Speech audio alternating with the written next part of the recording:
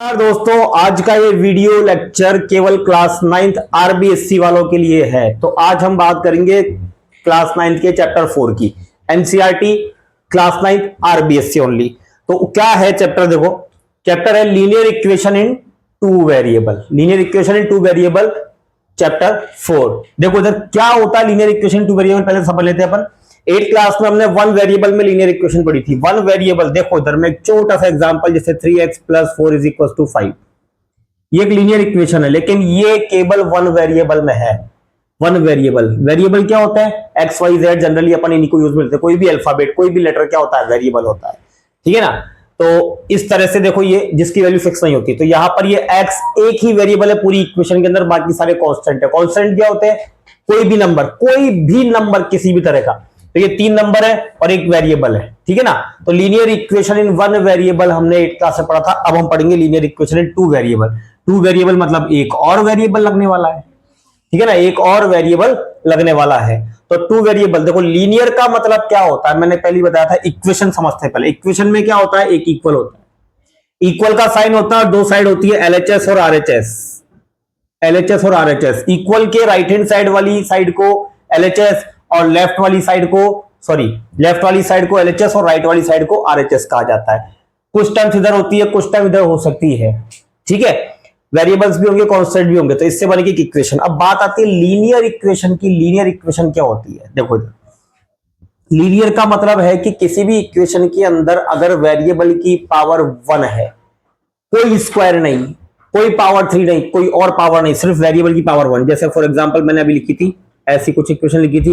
इस इक्वेशन में वेरिएबल की पावर क्या है? सिर्फ वेरिएबल की पावर। देखो वेरिएबल की पावर क्या है? 1 है। तो इसे अपन कहते हैं लीनियर इक्वेशन, ठीक है ना। दो वेरिएबल भी होंगे, मान लो तो x + y = 5, मान लो ये इक्वेशन लिखी अपन ने। ये भी एक लीनियर इक्वेशन है। क्यों? यहां पर x की पावर भी 1 है और y की पावर भी 1 है। पावर 2, 3, 4, 5 कुछ नहीं होना चाहिए। अपॉन में x, y, z कुछ नहीं होना चाहिए। सिंपल, बिल्कुल। अब बात आती है linear equation in two variable की। टू वेरिएबल वाली इक्वेशन, जैसे अभी मैंने लिखी थी कि x + y = 7। ये एक लीनियर इक्वेशन है। क्यों? क्योंकि x और y दो वेरिएबल है, दोनों की पावर 1 है। वेरिएबल दो है, इसलिए लीनियर इक्वेशन है टू वेरिएबल में। कितने वेरिएबल में? टू वेरिएबल में। 3x - 4y + 10 = 0। ये भी क्या है? टू वेरिएबल में लीनियर इक्वेशन। कितने वेरिएबल है इसमें? दो। देखो कौन कौन से? x और y दो वेरिएबल है, और दो वेरिएबल में ये एक लीनियर इक्वेशन है, ठीक है। ये क्योंकि लीनियर क्यों है? क्योंकि x की पावर भी 1 है और y की पावर भी 1 है। तो इन्हें कहते हैं अपन linear equation in two variable. तो अपन बात करते हैं स्टार्टिंग से। देखो एक बार, जनरल फॉर्म क्या होती है किसी भी linear equation in two variable की? जनरल फॉर्म की बात करते हैं। जैसे अपन इंसान होता है, इंसान के भैया, इंसान क्या क्या होता है? इंसान की जनरल फॉर्म क्या होती है? इंसान का सिर होता है, उसकी सिर पर यहाँ पर मतलब बाल होते हैं, यहाँ पर दो आंखें होती है, नाक होती है, मुंह होता है, दो हाथ होते हैं, दो पैर होते हैं। तो ये उसकी जनरल फॉर्म हो गई, ठीक है ना।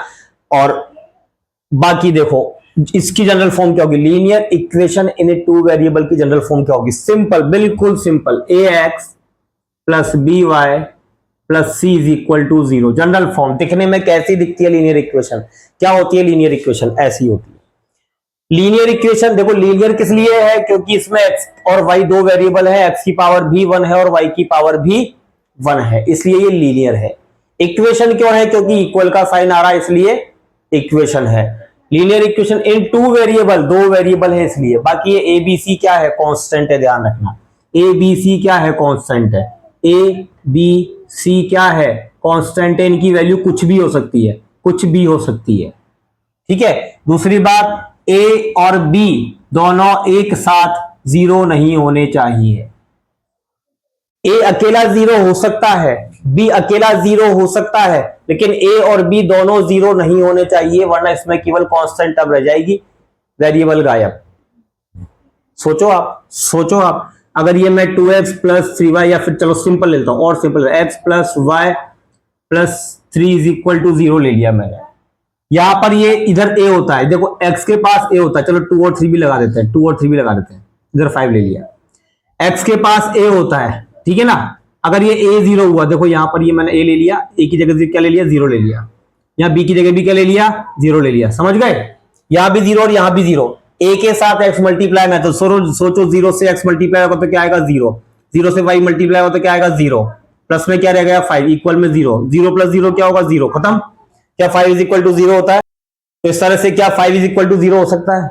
नहीं हो सकता ना, इसलिए ए और बी दोनों एक साथ 0 नहीं होने चाहिए, पॉसिबल। देखो जरा क्या करना है हमें, तो सबसे पहला काम किसी भी लीनियर इक्वेशन को जनरल फॉर्म में कन्वर्ट करना है। सबसे पहला काम क्या है, हमारी आरबीएससी के क्वेश्चन उसमें भी, बुक में भी यही है कि किसी भी लीनियर इक्वेशन को जनरल फॉर्म में कन्वर्ट करना है। जनरल फॉर्म में क्या होता है समझना, फर्स्ट टर्म हमेशा एक्स वाली होती है, सेकंड टर्म हमेशा वाई वाली होगी, और थर्ड टर्म हमेशा बिना एक्स वाई वाली, मतलब सिर्फ कांस्टेंट नंबर होगा। इक्वल में क्या रहेगा 0, इक्वल में क्या छोड़ना है 0, कुछ नहीं छोड़ना। चलो देखते हैं अब।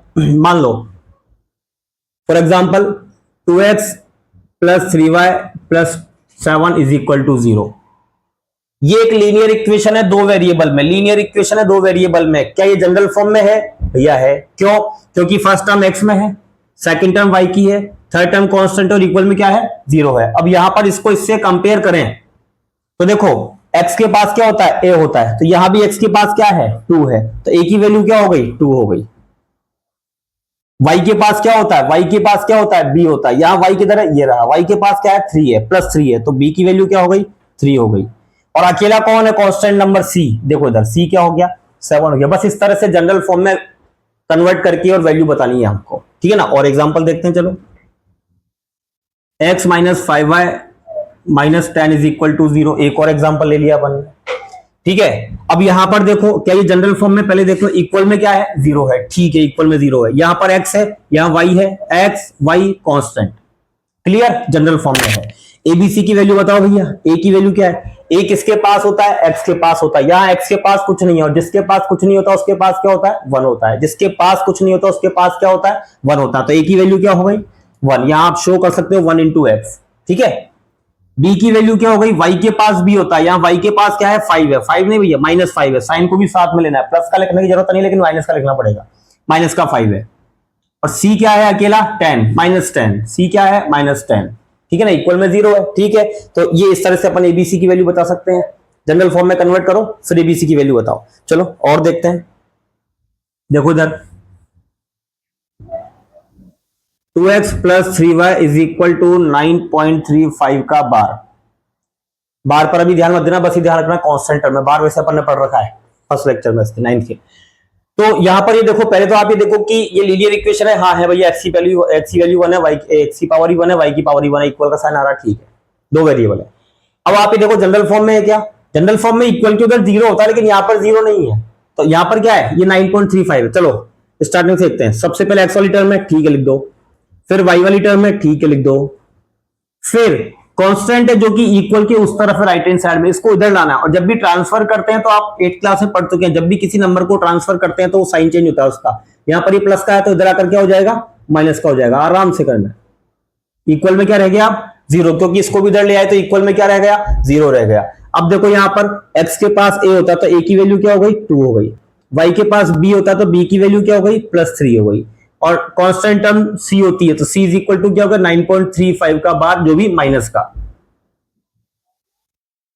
क्लियर, सीधा है, सिंपल है, बस इसी तरह से करना जनरल फॉर्म में। चलो और देख लेते हैं, देखो इधर और अपन बात करें, एक और एग्जांपल लें, x minus y upon 5 plus 10 is equal to 0, -10 कर लेते हैं, एनसीईआरटी का क्वेश्चन हो जाएगा। यहां पर देखो इक्वल में 0 है, बहुत अच्छी बात है, ट्रांसफर किसी को नहीं करना। इधर देखो क्या है, इधर x है पहले, ठीक है, y है फिर, ठीक है, फिर कांस्टेंट है x y कांस्टेंट इक्वल 0। अब x के पास क्या है कुछ नहीं है तो क्या मानेंगे 1, पहले ही बताया था मैंने, x के पास कुछ नहीं, जिसके पास कुछ नहीं तो उसके पास 1 होता है। b क्या है, b y के पास कुछ नहीं है, y के पास ऊपर कुछ नहीं तो 1 मानेंगे, नीचे क्या है 5 है तो 1/5 किसका माइनस का, y को हटा दो बस, y को हटाने के बाद क्या बचा माइनस का 1/5। और c क्या है, देखो c अकेला कांस्टेंट टर्म -10, सिंपल, क्लियर, एकदम क्लियर। चलो और देखते हैं, देखो इधर माइनस का 2x प्लस का 3y और is equal to 6, general form में है क्या, लीनियर इक्वेशन है, जनरल फॉर्म में है क्या। देखो फर्स्ट टर्म x की है अच्छी बात है, सेकंड टर्म y की है अच्छी बात है, थर्ड टर्म कांस्टेंट होती है लेकिन वो इक्वल के उस तरफ है, तो पहले इक्वल के इस तरफ लाओ, इक्वल में क्या रहना चाहिए केवल 0 रहना चाहिए। तो इस प्लस के 6 को जब इधर ट्रांसफर करेंगे तो माइनस का हो जाएगा और इक्वल में क्या रह जाएगा 0। इस हिसाब से ए की वैल्यू क्या हुई -2, बी की वैल्यू 3 और सी की वैल्यू -6। क्लियर, सिंपल है। ठीक है, देखो इधर और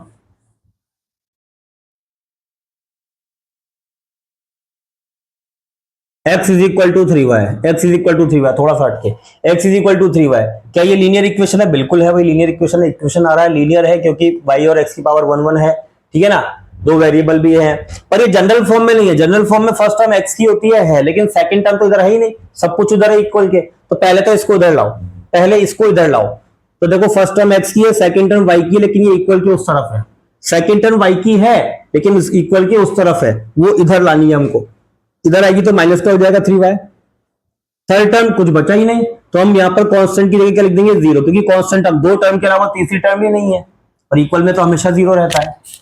3y को उधर लाने के अंदर क्या रह गया 0, कांस्टेंट टर्म नहीं थी इसलिए हमने क्या लिख दिया 0, क्योंकि 0 रखने तो कोई फर्क नहीं पड़ता। तो यहां पर आप देखो जनरल फॉर्म में हो चुकी है। अब a की वैल्यू क्या है, x के पास कुछ नहीं है तो 1, b की वैल्यू क्या है, y के पास कुछ नहीं है -3 कुछ है, और c की वैल्यू क्या है 0, c है ही नहीं इसमें, तो c की वैल्यू क्या लिख दिया अपन ने 0 लिख दी। क्लियर, चलो और देखते हैं। 3x + 2 = 0, देखो इधर कितनी टर्म है, दो ही टर्म है, इक्वल की उधर 0 है, ठीक है अच्छी बात है, लेकिन वेरिएबल तो एक ही है। Linear equation in two variable वाली जनरल फॉर्म पढ़ी थी अपन को, तीन टर्म इधर होती है और इक्वल में 0 होता है, इक्वल में 0 है लेकिन दो ही टर्म है। क्या नहीं है देखते हैं, x वाली टर्म है, y वाली टर्म नहीं है, y नजर नहीं आ रहा। तो जब भी ऐसा हो ना, जब भी ऐसा हो तो प्लस में अगर y नहीं है तो 0 × y लिखोगे, क्या लिखोगे 0 × y, क्योंकि जहां कुछ नहीं है वहां 0 होता है, और 0 को y से मल्टीप्लाई करोगे तो क्या आएगा 0 ही आएगा। 0 को y से मल्टीप्लाई करोगे तो क्या आएगा 0 ही आएगा, और 0 को लिखना दिखाना कोई जरूरी नहीं होता, इसने दिखाया नहीं लेकिन हमने दिखा दिया y को शो करने के लिए। तो जहां पर y वाली टर्म नहीं है तो 0 × y, कांस्टेंट टर्म है हमारे पास, थर्ड नंबर पर लिखो इसको, y बीच में आएगा ध्यान रखना, सेकंड नंबर पे, इक्वल में क्या रह गया 0 हो गई। a की वैल्यू क्या है 3, b की वैल्यू क्या है 0, c की वैल्यू क्या है 2, b क्या आ गया 0 आ गया। क्लियर, जो टर्म नहीं है उसके लिए 0 लिख दो, सीधी सी बात। एक और एग्जांपल देखो, y - 2 = 0, y - 2 = 0, y - 2 इक्वल में 0 है, अच्छी बात है, लेकिन वेरिएबल तो एक ही है ना। फर्स्ट टर्म किसकी होनी चाहिए x की, क्या x की है, x तो है ही नहीं, और जो नहीं है x नहीं है तो x के लिए क्या लिखेंगे 0 × x, y नहीं है तो क्या लिखोगे 0 × y, x नहीं है तो क्या लिखोगे 0 × x। लिखना अपनी जगह पर ही, फर्स्ट नंबर पर होता तो फर्स्ट पर ही लिखना, सेकंड पर y होता है, ये रहा y प्लस का y, और थर्ड नंबर पर -2 इक्वल में क्या है 0, अच्छी बात है। तो देखो इधर a की वैल्यू क्या हो गई, a की वैल्यू x के पास 0 है, b की वैल्यू y के पास 1 है, और c की वैल्यू -2 है। क्लियर, एकदम क्लियर। एक और एग्जांपल देखो, बढ़िया है, 5 = 2x, 5 = 2x है, 5 = 2x, ना तो इक्वल के उधर 0 है, ऊपर से x है, y है ही नहीं। तो पहले तो एक काम करो, इसको इधर लाओ, जब आप इस 2x को इधर लाओगे तो, लेकिन सबसे पहले लिखेंगे इसको, 2x को जब आप इधर लाओगे तो सबसे पहले, क्योंकि x वाली टर्म सबसे पहले होती है, तो 2x को जब आप इधर लाओगे तो माइनस का हो जाएगा, होगा नहीं होगा। फिर सेकंड नंबर पे y होता है, सेकंड नंबर पे क्या होता है y, चलो पहले एक बार इसको लिख लेते हैं, इसको उधर लाए तो प्लस का 5 लिख दिया अपन ने, ठीक है, इक्वल में क्या रह गया 0, इक्वल में 0 छोड़ना है। फर्स्ट नंबर पे 2x x हो गया, सेकंड नंबर पे y होना चाहिए, y नहीं है हमारे पास, तो y जो नहीं है उसके लिए क्या लिखते हैं 0 लगाकर लिखते हैं, 0 × y लिखेंगे, प्लस 5 = 0 हो गया। क्लियर है, x की वैल्यू, a की वैल्यू क्या आ गई -2, x के पास -2 है, b की वैल्यू क्या आ गई 0, और c क्या आ गया 5। क्लियर है, आराम से। चलो अगर आगे माइनस आ जाए तो आप एक काम और कर सकते हो, इन सबके साइन चेंज करके, जैसे माइनस कॉमन लेते हैं ना अपन, वैसे करके आप यहां पर प्लस, यहां माइनस और यहां माइनस कर सकते हो, तो थोड़ा सा चेंज हो जाएगा बस। तो इस तरह से हम किसी भी लीनियर इक्वेशन को जनरल फॉर्म में कन्वर्ट कर सकते हैं। आगे पीछे करना, इक्वल के उधर 0 होना चाहिए, बाकी तीन टर्म इधर, फर्स्ट टर्म x वाली, सेकंड टर्म y वाली, और थर्ड टर्म कांस्टेंट।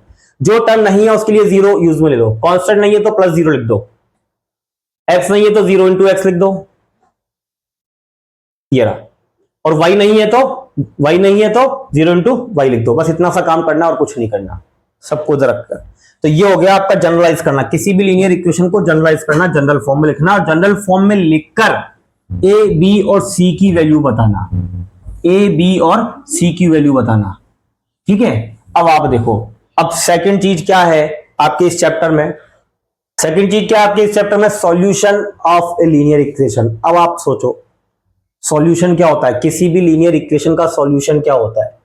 जब आप फर्स्ट 8th क्लास में जब आप लीनियर इक्वेशन को सॉल्व करते थे, जैसे मान लो कोई भी आपने कि x + 5 = 3 है, तो x इसको सॉल्व करना होता था, तो क्या करते थे आप, 5 को उधर ट्रांसफर किया, -5 होगा, तो x की वैल्यू क्या आ गई, -2, यही इसका सॉल्यूशन होता था। x की जो वैल्यू होती थी वही उसका सॉल्यूशन होता था। ठीक है ना, यहां भी कुछ ऐसा ही है, किसी भी लीनियर इक्वेशन में, समझना ध्यान से, किसी भी लीनियर इक्वेशन में, मान लो ये जनरल फॉर्म है, किसी भी लीनियर इक्वेशन में, लीनियर इक्वेशन इन 2 वेरिएबल, कितने वेरिएबल होंगे, 2 वेरिएबल होंगे।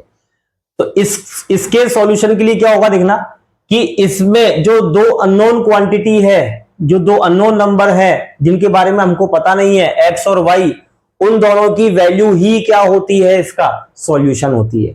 उन दोनों की वैल्यू ही क्या होती है, सॉल्यूशन होती है। ठीक है ना, x और y की वैल्यू ही क्या होगी, सॉल्यूशन होगी। चलो इसको दूसरे तरह से और समझते हैं अपन।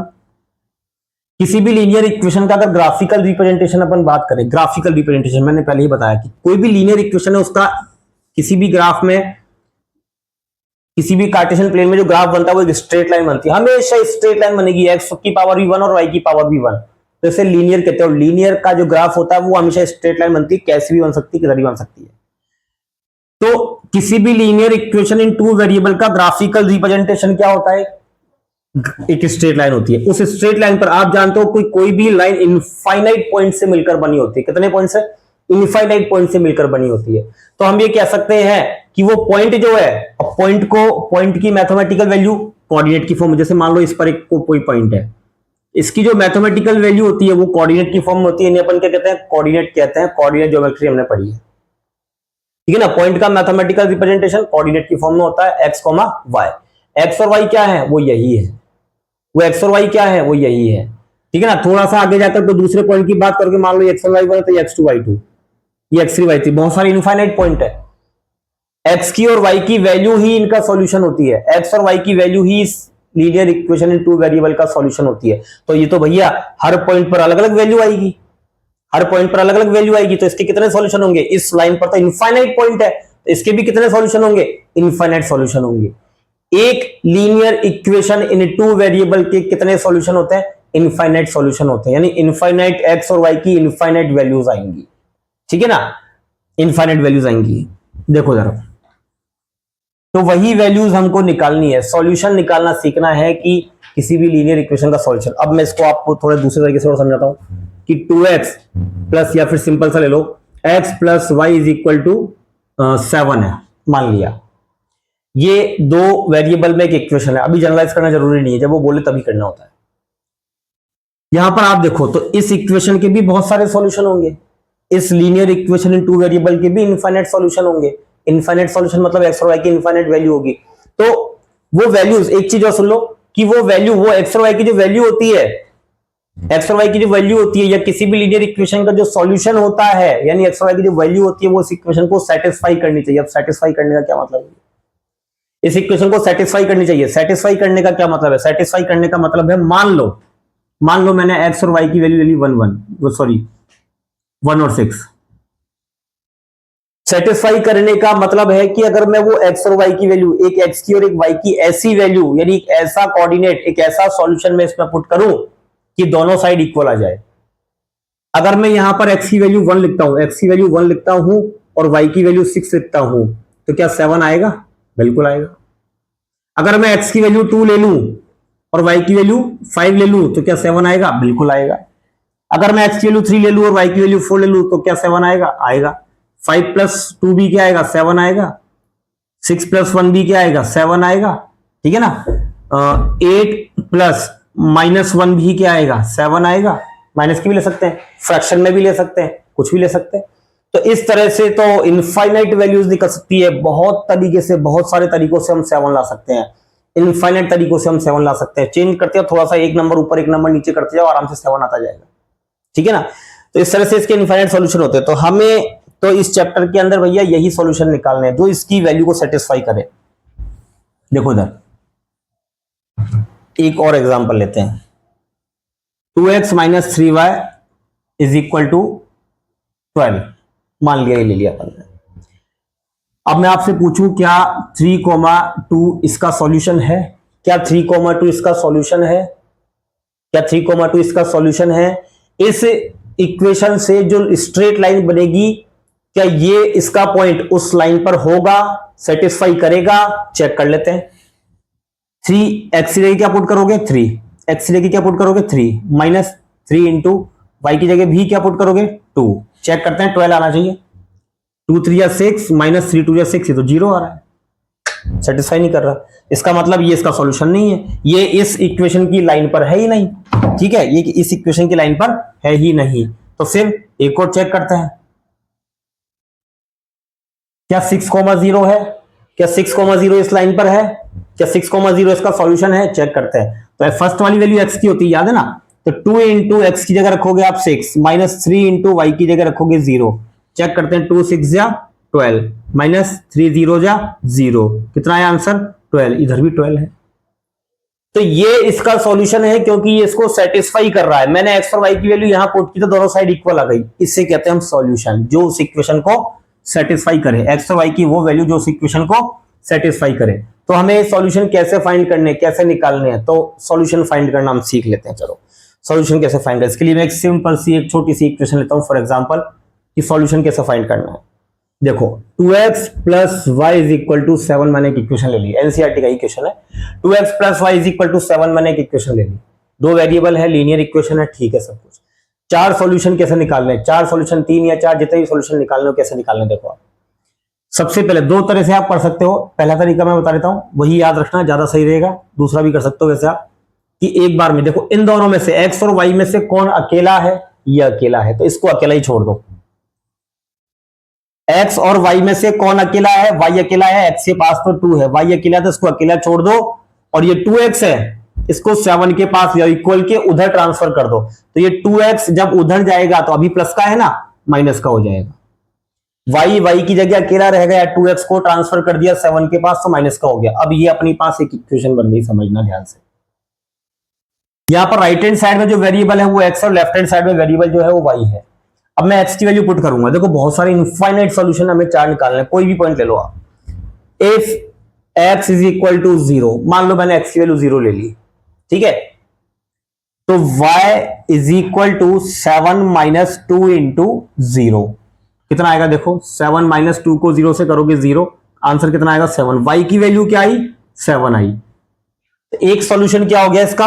x की वैल्यू पहले लिखते हैं 0 और y की वैल्यू क्या आई? 7, ये सेकंड, एक सॉल्यूशन हो गया। मर्जी से आप x की वैल्यू 1 पुट कर दो भैया।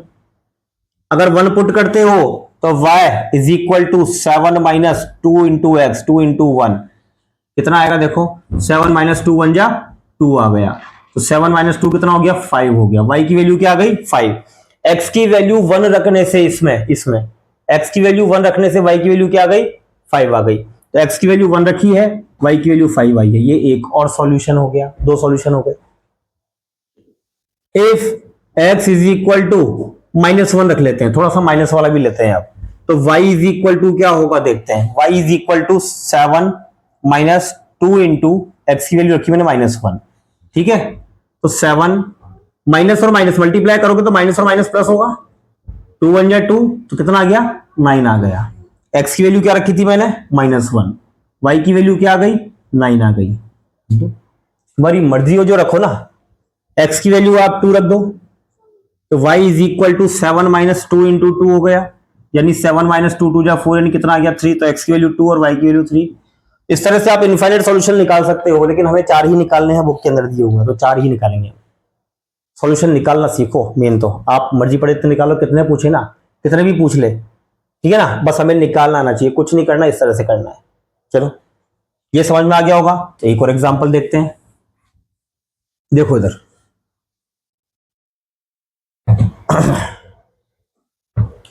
एक बढ़िया सा एग्जांपल देखते हैं, बढ़िया सा क्वेश्चन है, एनसीईआरटी का ये। Pi x plus y is equal to 9।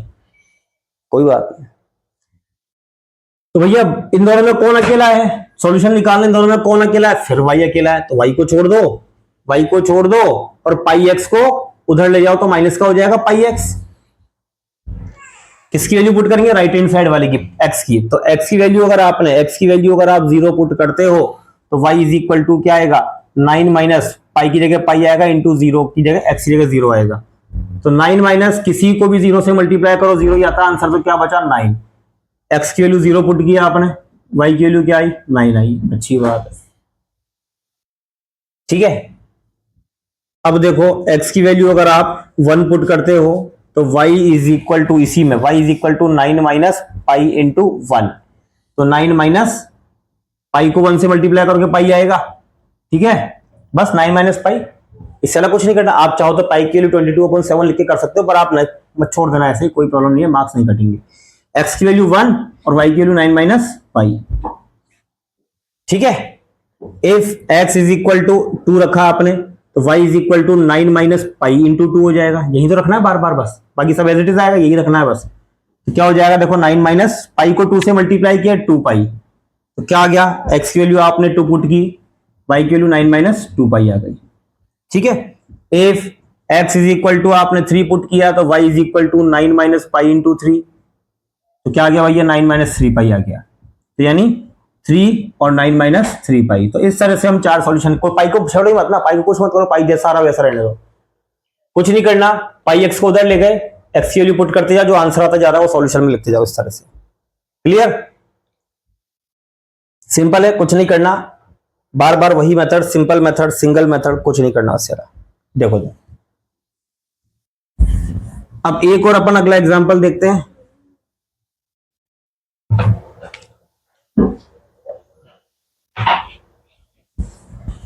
देखो इधर x is equal to 4y, x is equal to 4y, general form में नहीं है, मत होने दो, हमें तो सॉल्यूशन निकालना है, हमें सॉल्यूशन निकालना है, जनरल फॉर्म में नहीं करना। तो हम क्या करेंगे, देखो x is equal to 2y, हम यहां पर किसी एक को अकेला छोड़ा था, आपकी 2 क्वेश्चनों में अपन ने, 2 क्वेश्चंस में अपन ने किसी एक वेरिएबल को अकेला छोड़ा था। यहां पर पहले से ही x अकेला है, x पहले से ही अकेला है, आपको कुछ नहीं करना, आपको सिर्फ राइट हैंड साइड में जो y है उसकी वैल्यू पुट करनी है, y पहले से ही उधर है, हमें कुछ करना ही नहीं है। देखो इधर कुछ भी नहीं है x के अलावा, इधर तो आप किसको ले जाओगे, उधर किसी को मत ले जाओ। यहां पर अगर आप y की वैल्यू 0 पुट करते हो तो x इज इक्वल टू क्या हो जाएगा 4 इंटू 0 यानी 0, तो y 0 x 0, तो पहले x की रखना है इस बार, इधर से मत रख देना हर बार की तरह, x की वैल्यू 0 पहले आएगी और y की वैल्यू 0 बाद में आएगी। अगर आप y की वैल्यू 1 रखते हो, y की जगह 1 रखते हो तो x is equal to 4 into y की जगह 1 आएगा, 4 1 जा 4, पहले x आएगा 4 फिर y आएगा 1। If y is equal to -1 रख लेते हैं, एक थोड़ी टेढ़ी value, x is equal to 4 into -1, 4 into -1 y की जगह पुट कर रहे हैं ना अपन, देखो क्या जाएगा 4 1 जा 4 माइनस का, x की वैल्यू -4 और y की वैल्यू -1। ठीक है, y इज इक्वल टू आप 2 पुट कर लो तो x is equal to 4 into 2 आ जाएगा यानी 8, तो x की वैल्यू 8 और y की वैल्यू 2। तो इस तरह से 4 सॉल्यूशन। कैसी भी इक्वेशन हो कुछ नहीं करना, एक वेरिएबल को इधर अकेला छोड़ दो, कोई भी एक वेरिएबल। अब आप सोचो कि दोनों के साथ ही कुछ ना कुछ आ जाए, तो भाई मान लो x के साथ भी कुछ हो और y के साथ भी कुछ हो, तब क्या करना है, देखो इधर मान लो ऐसा दे दिया कुछ, तो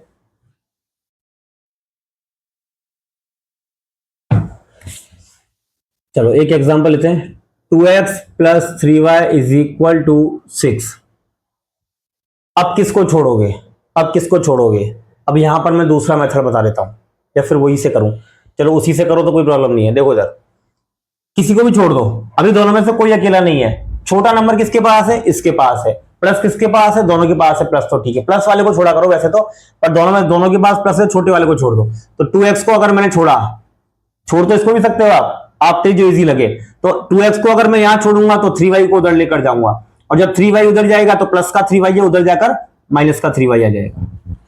ठीक है, अभी x अकेला नहीं है, x के पास कौन है 2 है, तो 6 माइनस 3y, x के पास जो 2 है मल्टीप्लाई में है, मल्टीप्लाई वाला कहां जाता है, हमेशा डिवाइड में जाता है, ये हमारी इक्वेशन बन गई। बाद में भी ट्रांसफर करोगे, पहले ही कर दो, ठीक है ना। 2x plus 3y is equal to 6, तो मैंने क्या किया 2x को अकेला छोड़ दिया, 3y को ट्रांसफर कर दिया, और इस 2 को भी कर दिया, सबको ट्रांसफर कर दो, एक वेरिएबल कोई सा भी अकेला छोड़ दो यहां पर। अब देखो, अब मैं पुट करता हूं, किसकी राइट हैंड साइड में कौन है, y है, तो y की वैल्यू पुट करूंगा, if y is equal to 0, if y is equal to 0, then देखो आप x is equal to 6 minus 3 into y की जगह 0 आएगा, 3y है, 3 इंटू वाई है, और अपॉन में है 2। इसको मैं सॉल्व करूंगा, 6 माइनस 3 को 0 से मल्टीप्लाई करूंगा तो 0, अपॉन में क्या है 2, तो 6 अपॉन 2 यानी 3 आ जाएगा। x की वैल्यू क्या आई है 3, y की वैल्यू क्या रखी थी मैंने 0, तो एक सॉल्यूशन हो गया। ठीक है, अब आप y की वैल्यू 1 रखते हो, अगर चलो रखते हैं, तो x is equal to 6 minus 3 into y की जगह क्या रख देंगे 1, तो 6 माइनस 3 1 जा 3, माइनस पहले मत कर देना, पहले बोर्ड मास रूल से पहले मल्टीप्लाई होगा, अपॉन 2, 6 माइनस 3 कितना हो गया 3, 3 अपॉन 2 हो गया, तो x की वैल्यू क्या आई 3 अपॉन 2, y की वैल्यू क्या है 1, ये सेकंड सॉल्यूशन हो गया। ठीक है ना, ऐसे करके आप एक और सॉल्यूशन निकाल लो, -1 रख लो, चलो, तो x is equal to 6 minus 3 bracket में -1 इंटू में, इस तरह से लिखते हैं माइनस वाली वैल्यू को, तो 6 माइनस और माइनस प्लस 3 1 जा 3 अपॉन में 2, यानी आ गया आपका 9 अपॉन 2, कितना आ गया 9 अपॉन 2, एक्स की वैल्यू 9 अपॉन 2 और वाई की वैल्यू -1 रखी है आपने। तो इस तरह से आप और भी सॉल्यूशन निकाल सकते हो, आपकी मर्जी पड़े इतने सॉल्यूशन निकालो, आपकी इच्छा हो जितने सॉल्यूशन निकालो। ठीक है ना, तो ये है भैया सॉल्यूशन निकालने का तरीका, आराम से निकाल सकते हो, कोई प्रॉब्लम नहीं आनी चाहिए। अब सॉल्यूशन मैंने बताया कि आपको सॉल्यूशन जो होते हैं वो इसको सेटिस्फाई करते हैं। एक बार यही से अपन एक इक्वेशन को सेटिस्फाई कराकर देख लेते हैं। सेटिस्फाई करने का मतलब क्या होता है, मतलब कि ये जो 3 पॉइंट है, ये जो 3 सॉल्यूशन है, ये सॉल्यूशन इसका है तो इसको सेटिस्फाई करेगा। ये कोऑर्डिनेट जिस पॉइंट के है, ये कोऑर्डिनेट ही तो है ये, ठीक है ना, पॉइंट के कोऑर्डिनेट ऐसे ही तो होते हैं, ये कोऑर्डिनेट जिस पॉइंट के है वो पॉइंट इस इक्वेशन की लाइन पर होगा, lie on the line this. तो सेटिस्फाई कराकर देखते हैं अपन, ये एक बार फ्रैक्शन वाला कराकर देख लेते हैं। देखो 2 मल्टीप्लाई में x की जगह क्या रखोगे आप 3/2, x की जगह क्या रखोगे 3/2, प्लस 3 इंटू y की जगह क्या रखोगे 1। चलो देखते हैं क्या आना चाहिए 6 आना चाहिए। देखो 2 से 2 कट रहा है ना मल्टीप्लाई में, तो ऊपर नीचे 3 बचा, प्लस 3 1 जा 3, क्या आ गया 6 आ गया, सेटिस्फाई कर रहा है। ठीक है ना, तो ऐसे ये सारे भी करेंगे सेटिस्फाई, सारे करेंगे सेटिस्फाई। इस तरह से हम सॉल्यूशन निकाल सकते हैं, 4 सॉल्यूशन निकालने आप आराम से निकाल सकते हो, कोई प्रॉब्लम नहीं, किसी भी टाइप की इक्वेशन हो। देखो जरा अब और किस टाइप के क्वेश्चन हमसे पूछे जा सकते हैं, समझना ध्यान से। अब ऐसे ही आपको चेक करना हो, मैंने हालांकि बता दिया आपको कि अगर आपको चेक करना हो, मान लो आपको कोई इक्वेशन दे रखी है x - 2y = 4, मान लो ये कोई इक्वेशन आपके पास, मान लो आपके पास ये कोई इक्वेशन है।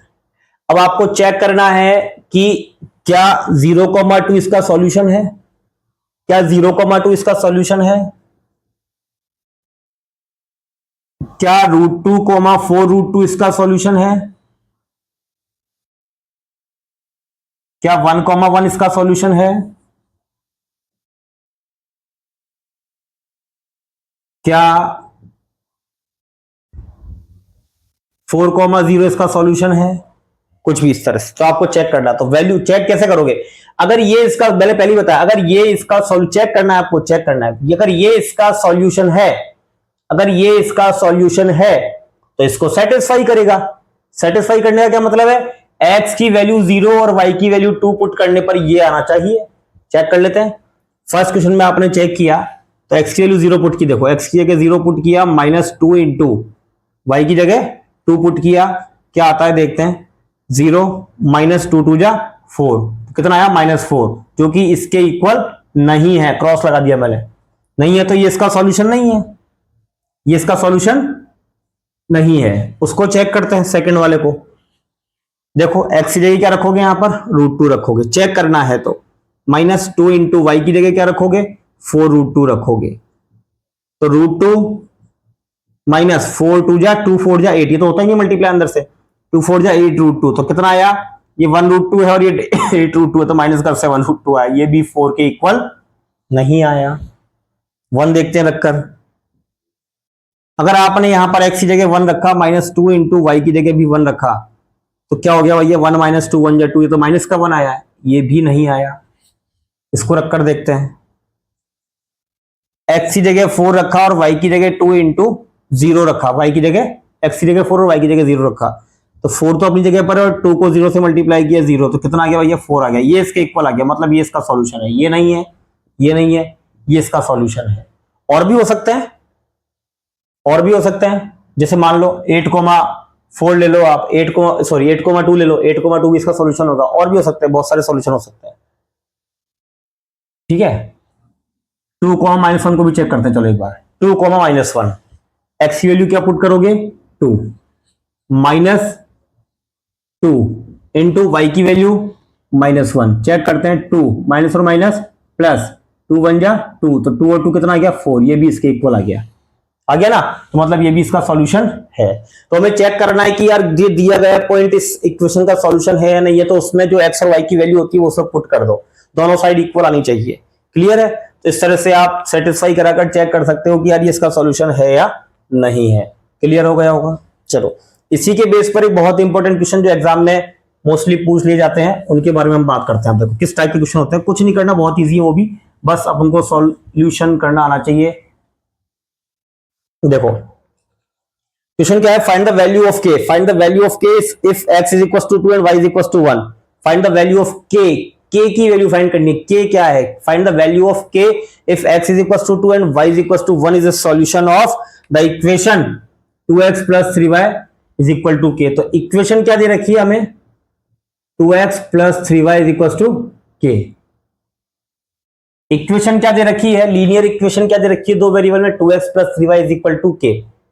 अब हमको बताना है कि ये k क्या है, k की वैल्यू क्या है। If x is equal to 2 and y is equal to 1, x is equal to 2 and y is equal to 1 is a solution of equation 1। ये दोनों जो है x की वैल्यू 2 और y की वैल्यू 1 इस इक्वेशन का एक सॉल्यूशन है। देन तभी इसको सेटिस्फाई करेंगे। देन देखो यार, x की जगह क्या पुट करोगे, 2, x की जगह क्या पुट करोगे, 2, ये 2 और फिर इंटू में x की जगह 2 प्लस 3 इंटू y की जगह 1 इक्वल में क्या है, k। कुछ नहीं करना, सिंपल है, 2 2 4, 3 1 3 is equal to k, 4 plus 3 कितना हो गया, 7 इज इक्वल टू k, मतलब k की वैल्यू क्या आ गई, 7 आ गई। कितना सिंपल है, देखो वेरी इजी, बहुत सिंपल है, बहुत अच्छा क्वेश्चन है, सिंपल भी है, ठीक है। तो सर एक और क्वेश्चन देखते हैं, find the value of k, find the value of k if x is equal to k, x is equal to minus k, हाँ x is equal to minus k and y is equal to 5/2 is a solution of the equation x plus 4y minus 7 is equal to 0। हाँ, x plus 4y minus 7 is equal to 0। तो equation क्या दे रखी है, x plus 4y minus 7 is equal to 0। ये equation हमारे पास। क्या पूछा है क्वेश्चन में, फाइंड द वैल्यू ऑफ के। अब के तो है नहीं इसमें, के कहां है, के सॉल्यूशन में है। Find the value of k if x is equal to k, if x is equal to minus k, sorry x is equal to minus k and y is equal to 5/2 is a solution of this. इसका solution है ये x और y, minus के और 5/2 इसका solution है, तो इसको सेटिस्फाई करेगा, सेटिस्फाई करेगा। हमें k की वैल्यू निकालनी है, k कहां है, अभी आएगा देखो। तो x की वैल्यू क्या पुट करोगे आप, x की वैल्यू क्या पुट करोगे, माइनस के, x की जगह क्या पुट करोगे, माइनस के प्लस 4 इंटू y की जगह क्या पुट करोगे, 5/2, माइनस में 7 है, बाकी सब अपनी अपनी जगह पर आएगा। x की जगह बस यहां पर x है, तो x की जगह माइनस के उठाकर रख दिया, x को हटाकर, प्लस 4 इंटू y की जगह 5/2 रख दिया, माइनस 7 अपनी जगह पर, सब कुछ है, ठीक है। तो माइनस के आ गया ना, अब ये के देखो 2 से 4 कैंसिल हुआ 2 बार, और 2 को मल्टीप्लाई किया 5 से, तो 10 आया, 10 minus 7 is equal to 0। Minus का के, प्लस का 10 और माइनस का 7, प्लस का 10 और माइनस का 7, तो क्या बचेगा, 3 बचेगा प्लस का। ये प्लस का 3 उधर जाकर माइनस का 3 हो जाएगा, माइनस से माइनस कैंसिल, तो के इज इक्वल टू क्या आ गया, 3 आ गया। के की वैल्यू 3 आ गई, सिंपल है, क्या था इसमें, सेटिस्फाई कराना, सॉल्व करना आराम से, कोई दिक्कत नहीं है, सिंपल है सारे क्वेश्चन, देख लो। बहुत देखो next question, find the point on the graph, find the point on the graph of the equation, find the point on the graph of the equation 2x plus 5y is equal to 20। Find the point on the graph of the equation. Her equation का एक graph होता है कि straight line होती है, मैंने बताया था। उस स्ट्रेट लाइन पर बहुत सारे पॉइंट होते हैं, तो आपको क्या बताना है, find the point on the graph of the equation 2x plus 5y is equal to 20। ये नोट कर लेते हैं अपन, ये इक्वेशन क्या है, 2x plus 5y is equal to 20। ठीक है ना, ये इक्वेशन अपन ने नोट कर ली। इस इक्वेशन पर आपको एक ऐसा पॉइंट फाइंड करना है whose x coordinate is 5 upon 2 times it's ordinate. whose x coordinate, जिसको अपन एब्सिसा भी बोलते हैं, whose x कोऑर्डिनेट जो व्यक्ति ठीक से पढ़ना, whose x कोऑर्डिनेट दो कोऑर्डिनेट होते हैं, whose x coordinate is 5 upon 2 time it's ordinate, मतलब y कोऑर्डिनेट। ऑर्डिनेट को y कोऑर्डिनेट भी बोलते हैं।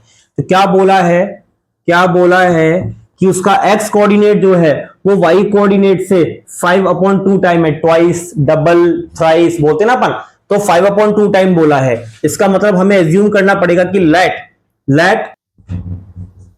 The ordinate of the point is a। मान लिया उसका ऑर्डिनेट यानी y कोऑर्डिनेट क्या है, a। Then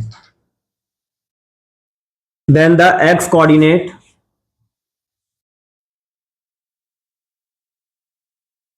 coordinate will be, क्या होगा x कोऑर्डिनेट, 5 upon 2a। समझना, हमने बोला है कि जो x कोऑर्डिनेट है वो उसके ऑर्डिनेट का 5 upon 2 टाइम है। अगर आपने ऑर्डिनेट a मान लिया, इसका 5 upon 2 टाइम, इसका 5 upon 2 टाइम क्या है, x कोऑर्डिनेट है। तो सॉल्यूशन क्या हो गया, then the point is 5 upon 2, x coordinate क्या है 5 upon 2a, y कोऑर्डिनेट क्या है a है। ठीक है, यही है।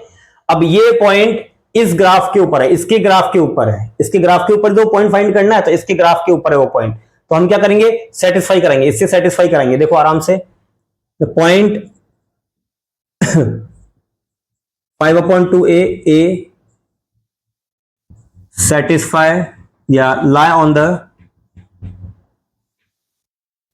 On the graph of equation of given equation, और इसकी AR ये लिख दो इक्वेशन फर्स्ट। देन तो सेटिस्फाई करा दो। अगर ये पॉइंट इस लाइन पर है या ये इसका सॉल्यूशन है तो सेटिस्फाई करा दो। 2 into x की जगह क्या आएगा 5 upon 2a plus 5 into y की जगह क्या आएगा a इज इक्वल टू 20। 2 से 2 कट गया, 5a बचा, 5 को ऐसे मल्टीप्लाई किया तो 20, 5a और 5a कितना हो गया 10a इज इक्वल टू 20। तो a is equal to 20 upon 2 sorry 10, तो कितना आ गया, a की वैल्यू 2 आ गई। a की वैल्यू कितनी आ गई 2 आ गई। सिंपल था, ये रिलेशन समझना था बस, क्वेश्चन सिंपल है, ये रिलेशन समझना था। रिलेशन ऐसे रिलेशन और भी हो सकते हैं, ऐसे क्वेश्चन और भी हो सकते हैं, कुछ नया नहीं है। ऐसी इक्वेशन दे दी जाएगी, इसका x कोऑर्डिनेट y से इतना टाइम है, इतना हाफ है, 1/4 है, जो भी है वो रिलेशन से आप कोऑर्डिनेट देखो और वो वैल्यू पुट करो और सॉल्व करो, आराम से आंसर आएगा। कोई भी क्वेश्चन इस टाइप का, क्लियर, देख लो। अब देखो कुछ वर्ड प्रॉब्लम टाइप की क्वेश्चन करते हैं। क्वेश्चन क्या है, the cost of a notebook is twice the cost of a pen. The cost of a notebook is twice the cost of a pen. Notebook की कॉस्ट पेन की cost की double है। तो आपको इसे लीनियर एक्सप्रेशन में convert करना है, रिप्रेजेंट करना है, इसको लीनियर इक्वेशन की फॉर्म में रिप्रेजेंट करना है, लीनियर इक्वेशन इन 2 वेरिएबल की फॉर्म में। तो देखो हमारे पास यहां पर दो चीजें हैं, नोटबुक और पेन। तो मान लो आप कि late the cost of a notebook, let the cost of a notebook is x rupees and the cost of a pen is y rupees। ठीक है, ये हमने मान लिया। दो चीजें थी हमारे पास, नोटबुक की कॉस्ट हमने x मान ली और पेन की कॉस्ट y में। जिन दो चीजों की बात करिए, जिनकी कॉस्ट की बात करिए, तो उनको एज्यूम कर लो। अब क्या बोला है, according to question the cost of a notebook is का मतलब equal, the cost of a notebook is equal to twice twice मतलब 2 से multiply, is twice the cost of a pen. The cost of a notebook is twice मतलब double, कि notebook की cost pen की cost की double है। तो x is equal to क्या हो गया 2y। हमें आंसर जनरल फॉर्म में लिखना है। जनरल फॉर्म में कैसे लिखेंगे, हमने स्टार्टिंग में बताया था कि सबसे पहले x वाली टर्म फिर y वाली होनी चाहिए। y वाली उधर है तो इसको उधर लाओ, इधर ट्रांसफर कर दो, 2y को उधर लाओगे तो माइनस का हो जाएगा, और साथ में क्या रहेगा कांस्टेंट की फॉर्म में 0 और इक्वल में 0 हमेशा होता है। ये 0 ax plus by plus c is equal to 0 की फॉर्म में लिखना है। क्लियर। abc की वैल्यू बता सकते हैं, a की वैल्यू x के पास कुछ नहीं तो 1, b की वैल्यू y के पास -2 और c क्या है 0 है। क्लियर है। तो इस तरह से अपन को लीनियर इक्वेशन बनानी है। समझ में आ गया। ठीक है। The cost of a ball pen, the cost of a ball pen is 5 less than half of the cost of fountain pen. The cost of a ball pen is 5 less than the half of the cost of a fountain pen. दो तरह के pen है, ball pen और fountain pen. तो इन दोनों की cost के बारे में रिलेशन दिया हुआ है, तो लीनियर इक्वेशन इन 2 वेरिएबल की फॉर्म में इनको शो करना है। तो लेट वापस वही, let the cost of a ball pen is equal to x rupees and the cost of a fountain pen is equal to y rupees। ठीक है भैया, क्या बोला है समझना ध्यान से। the cost of a ball pen is 5 less का मतलब -5, 5 छोटी, 5 less -5। The cost of a ball pen, जैसा लैंग्वेज बोल रहा है वैसा उतारते जाओ। The cost of a ball pen is, इसका मतलब इक्वल 5 लेस देन हाफ मतलब आधा, half of fountain pen, half of the cost of fountain pen, half of the cost of fountain pen. The cost of ball pen is 5 less than the half of the cost of fountain pen. Fountain pen की cost के half में भी 5 कम कर दो, तब जाकर ball pen की cost आती है। ठीक है। इसको जनरल फॉर्म में करेंगे अपन तो x y/2 इधर आएगा माइनस का हो जाएगा, 5 भी इधर आएगा प्लस का हो जाएगा, ये हो गया इक्वल में 0 रह गया, तो ये होगी जनरल फॉर्म जिसमें a की वैल्यू क्या है 1, b की वैल्यू क्या है -1/2 और c की वैल्यू क्या है +5। क्लियर है, सिंपल है। लैंग्वेज पढ़ो ध्यान से, समझो ध्यान से पढ़ो। क्या एज्यूम करना, दो वेरिएबल एज्यूम करने, कौन से करने वो हमको पता है, क्वेश्चन पढ़ के पता लग जाएगा। क्वेश्चन के हिसाब से रिलेशन बनाओ, आराम से आंसर आएगा, आराम से आएगा। देखो एक और क्वेश्चन, बहुत बढ़िया क्वेश्चन है। The taxi fare in a city is as follow. कैसा है टैक्सी फेयर, किस तरह से है, एक सिटी के अंदर टैक्सी का जो किराया है वो किस तरह से चलता है, देखना इधर। For the first kilometre starting के 1 किलोमीटर में, for the first kilometre the fair is 8 rupees.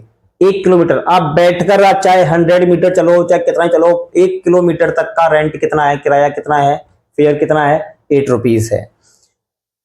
For the subsequent distance, यानी उसके बाद 1 किलोमीटर के बाद जैसे जैसे आप पर किलोमीटर आगे बढ़ते जाओगे, for the subsequent distance it is 5 rupees per kilometre. उसके बाद जो है वो 5 रुपीज पर किलोमीटर के हिसाब से चार्ज लगता है। पहले 1 किलोमीटर का 8 रुपए है। अब तुम चाहे बैठ के 100 मीटर जाओ चाहे 200 मीटर जाओ, 1 किलोमीटर तक 8 रुपए लगेगा ही तो लगेगा। और उसके बाद पर किलोमीटर के हिसाब से 5 रुपीज लगते जाएगा। भाई पहले 8 किलोमीटर लग गया, एक मान लो किसी को 3 किलोमीटर जाना, 3 किलोमीटर, तो फर्स्ट में तो उसका लग गया 8 रुपीज फर्स्ट किलोमीटर का। फिर आप 1 किलोमीटर और जाओगे, 2 किलोमीटर जाओगे तो 8 तो लग गया आपका, 8 + 5, 8 + 5 13 रुपीज लग गया, 13 रुपए। 1 किलोमीटर और जाओगे फिर 5 रुपीज और जुड़ जाएगा, यानी 13 + 5 18 हो गया, इस तरह से। तो अब आपको इसको लीनियर इक्वेशन इन 2 वेरिएबल की फॉर्म में इसमें दिया हुआ है। Taking the distance covered x kilometre and total fare. देखो let the distance covered is equal to x kilometre and the total fare is equal to y rupees. ये question में दिया हुआ, नहीं दिया तो आप एज्यूम कर सकते हो। ठीक है, अब आप देखो क्या बोला है इक्वेशन अकॉर्डिंग टू क्वेश्चन, समझना। पहले 1 किलोमीटर का रेंट तो फिक्स है, ठीक है ना, फर्स्ट किलोमीटर का फिक्स है, फर्स्ट किलोमीटर का फिक्स है 8 रुपीज। मान लो किसी ने टोटल डिस्टेंस कवर कितनी की है x, late the distance covered x kilometre, हमें तो दिया तो है नहीं कितने किलोमीटर के लिए पूछा हमसे, हमने मान लिया कि x डिस्टेंस कवर की है और टोटल फेयर कितना बैठा उसका ₹5। तो समझना 8 रुपए तो उसके पहले 1 किलोमीटर में लग गए, first kilometre. Total x kilometre की डिस्टेंस कवर की है उसने, टोटल x किलोमीटर, जिसमें से 1 किलोमीटर तो 8 रुपए लग गए उसके। अब x में से वो 1 किलोमीटर कवर कर चुका है, अब कितना बचा, कितना किलोमीटर बचा, x माइनस 1 किलोमीटर बचा। x में से 1 किलोमीटर का फेयर ₹8 से जो लग चुका है, अब x माइनस 1, 1 किलोमीटर तो गया x में से 1 किलोमीटर गया तो x माइनस 1 बचा। अब उस x माइनस 1 का रेंट कितना लगेगा, ₹5 के हिसाब से लगेगा, 5 इंटू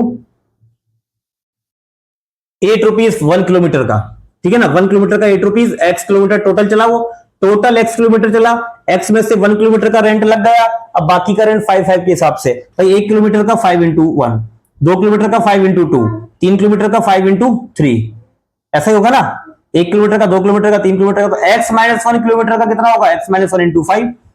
और टोटल फेयर ये फिक्स वाला फेयर और ये वाला फेयर मिलाकर कितना बैठ रहा है उसका y, टोटल फेयर हमने क्या माना, y माना है।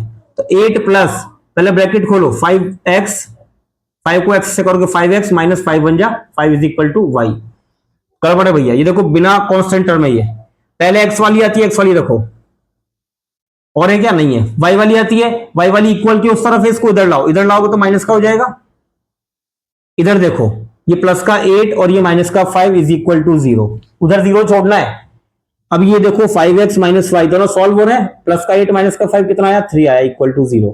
तो ये आपकी इक्वेशन बन गई इजीली, कुछ नहीं करना, लैंग्वेज ठीक से पढ़नी, आराम से होगा, कोई भी क्वेश्चन हो, किसी भी टाइप का क्वेश्चन हो, आराम से सॉल्व कर सकते हो। तो इस तरह से आपका ये chapter RBSC class 9th chapter 4 clear है, ठीक है, इतना ही है आपके सिलेबस में, शायद थोड़ा मैंने ज्यादा ही बता दिया होगा, थोड़ा सा ज्यादा नहीं, तो इसको आप देखना, कवर करना, फिर अपन आगे नेक्स्ट सेशन में सीबीएसई वालों के लिए भी अपन ये अलग से चैप्टर थोड़ा सा क्या कि उनके क्वेश्चन हटके और थोड़ा अलग से डाल सकते हैं, वो आरबीएससी वाले भी देख सकते हैं। इससे क्या होता है कि ज्यादा क्वेश्चन करोगे तो भूलोगे नहीं, कुछ ज्यादा ही याद रहेगा और अच्छे से याद रहेगा, और मतलब ये कह सकते हैं कि अपन जैसे प्रैक्टिस अच्छी हो जाएगी तो ये चीज तो आपको बिल्कुल बहुत छोटी छोटी लगने लगेगी। क्लियर, तो देखना, इसको पढ़ना, समझना, और एक्स्ट्रा क्वेश्चन कहीं से कर सको, मिल जाए आपको तो करना, ट्राई करना। कोई प्रॉब्लम आती है तो मुझे कमेंट बॉक्स में लिखकर बता सकते हो, और चैनल को लाइक और सब्सक्राइब कर देना। Thank you.